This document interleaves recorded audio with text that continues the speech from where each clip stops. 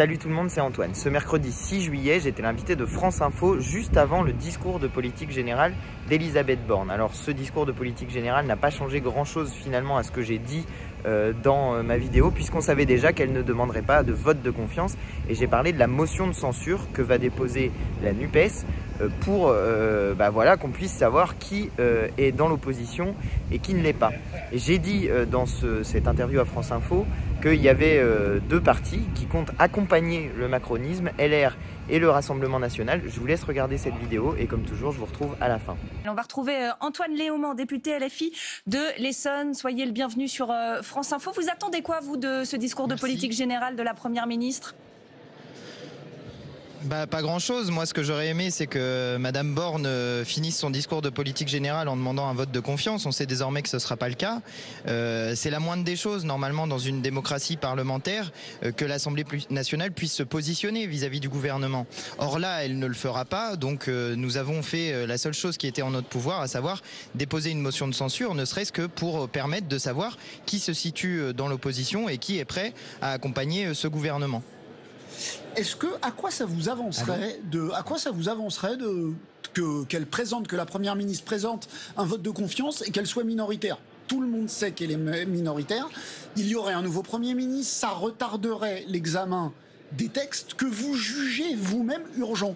Donc à part de la posture politique pour dire voilà, elle est minoritaire, ce que tout le monde sait, quel est l'intérêt pour les Français que vous voulez défendre? Mais l'intérêt pour les Français, c'est déjà de savoir que leur décision électorale a été prise en compte, puisque le résultat des urnes, c'est le suivant. Au premier tour de l'élection législative, c'est la NUPES qui est arrivée en tête. Le système électoral est fait de telle manière qu'au deuxième tour, LREM a fini par l'emporter, mais en réalité, on est dans une situation politique qui est extrêmement volubile. Vous pensez que ça intéresse les Français, ça? Mais bien sûr. Mais écoutez, les Français, dans leur choix, ils ont voté majoritairement pour battre la politique d'Emmanuel Macron. Donc oui, ça intéresse un petit peu les Français de savoir si oui ou non ce gouvernement est capable de gouverner. Et s'il n'est pas capable de gouverner, d'avoir une majorité, alors il y a des solutions qui restent possibles. Nous avions proposé une solution qui était assez radicale, mais qui trouve tout son sens aujourd'hui. C'est celle de faire une assemblée constituante pour faire une 6e République. Mais maintenant, je veux répondre sur le fond de ce qu'on va nous proposer vraisemblablement assez prochainement. Ce n'est pas à la hauteur.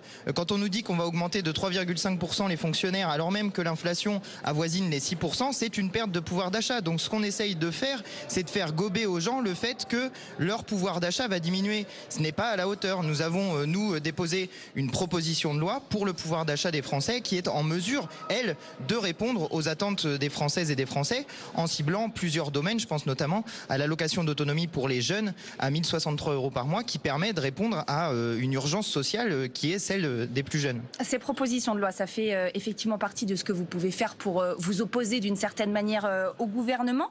Vous avez déposé une motion de censure il y a quelques minutes, toutes les parties prenantes de la NUP. J'aimerais savoir pourquoi, à quoi ça va servir, puisqu'en réalité, elle ne sera pas votée. A priori, cette motion de censure, elle n'obtiendra pas la majorité. LR et le RN ont décidé de ne pas la voter. C'est simplement pour le symbole, pour faire parler de la NUP ? Non.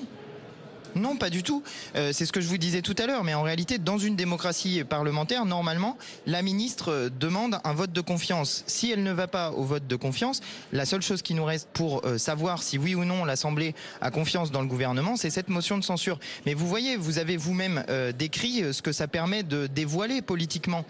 J'imagine, enfin j'ose espérer que si Madame Borne avait déposé avait demandé un vote de confiance, le RN et LR auraient voté contre cette confiance puisqu'ils se prétendent dans l'opposition. Mais là, nous déposons une motion de censure, ils annoncent qu'ils ne la voteront pas, donc ils sont dans une logique d'accompagnement du gouvernement. Ce n'est pas une opposition vis-à-vis de ce gouvernement d'Emmanuel Macron. Donc vous le voyez, ça permet de clarifier la situation politique et de bien montrer ceux qui sont du côté de l'opposition, c'est notre cas avec la NUPES, et ceux qui sont dans une logique d'accompagnement vis-à-vis du gouvernement. Merci Antoine Léaumont d'avoir accepté de répondre à nos questions. Voilà, c'est la fin de cette vidéo. J'espère que ce que j'ai dit vous a plu, vous a intéressé. Si c'est le cas, je vous invite à vous abonner à ma chaîne en n'oubliant pas de cliquer sur la petite cloche pour recevoir des notifications. Ça vous l'envoie sur votre téléphone, donc comme ça vous êtes directement au courant quand je publie une vidéo. Je vous invite aussi à me dire dans les commentaires ce que vous en avez pensé et puis comme toujours à mettre des petits pouces bleus pour aider cette vidéo à monter dans les tendances. Et moi en attendant, je vous dis à très bientôt pour de nouvelles vidéos. Allez, salut!